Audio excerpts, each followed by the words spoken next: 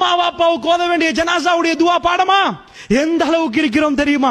அல்லாஹு அக்பர் என்று சொல்லி வாப்பாவை பார்த்து லாஸ்டா சொல்ல போறோம். காலையில போய் மாலையில வந்து என்ன வேணும் என் மகளுக்கு என்று உம்மாவுக்கு அடிக்கொரு முறை கேட்பாரு. அவர் பர்ஸ்ல உள்ள எல்லாத்தையும் உங்களுக்கு செலவழித்தாரு. அதிகமா உங்களோட அரவணைத்து பேசாவிட்டாலும் ராத்திரி என் மகள் என்ன செய்கிறா, என் மகனுக்கு என்ன வேணும் என்று அந்த உணர்வோடு கேட்கிற அந்த தகப்பனுடைய கடைசி பயணம். அல்லாஹும்ம அக்ஃபிர் லஹு, யா அல்லாஹ் அவருடைய பாவத்தை மன்னித்து விடு.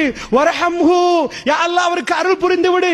வஆஃபிஹி வஅஃபு அன்ஹு, அவருடைய பிழைகளை எல்லாம் பொறுக்க செய்து யா அல்லாஹ். வஅக்ரிம் நுஸுலஹு, அவரை நுழைகிற இடத்தை சங்கையாக்கி விடு யா அல்லாஹ். வவஸி முத்கலஹு, யா அல்லாஹ் அந்த கபரை விசாலமாக்கி விடு யா அல்லாஹ். வக்ஸில்ஹு பில் மாஇ வஸ்ஸல்ஜி வல் பர்தி, என்னுடைய வாப்பாவை யா அல்லாஹ் தண்ணீராலும் பனிக்கட்டியாலும் குளிர் தண்ணியாலும் கழுவி விடு யா அல்லாஹ். யா அல்லாஹ் ஒரு வெண்மையான ஆடையில் அழுக்கப்பட்டிருந்தால் அந்த வெண்மையை நீக்கி வலிச்செண்டாயிரும், அப்படி அவருடைய பாவங்களை எல்லாம் அழித்து விடு யா அல்லாஹ். வஅப்தில் குதாரன் கைரம் மின் தாரிஹி, இந்த உலகத்தில் கொடுத்த வீட்டை விட மிக சிறப்பான ஒரு வீட்டை அவருக்கு கொடுத்து விடு யா அல்லாஹ்.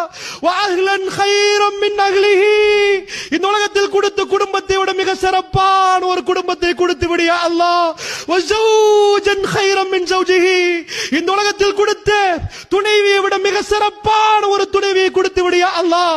நான் கேட்கிறேன், பெரியவர்களே, இளைஞர்களே, யுவதிகளே, உங்கள் உம்மாவை வாப்பாவை முன்னாடி வைத்து இந்த துஆவை கேட்பதற்கு நீங்கள் தயாரா?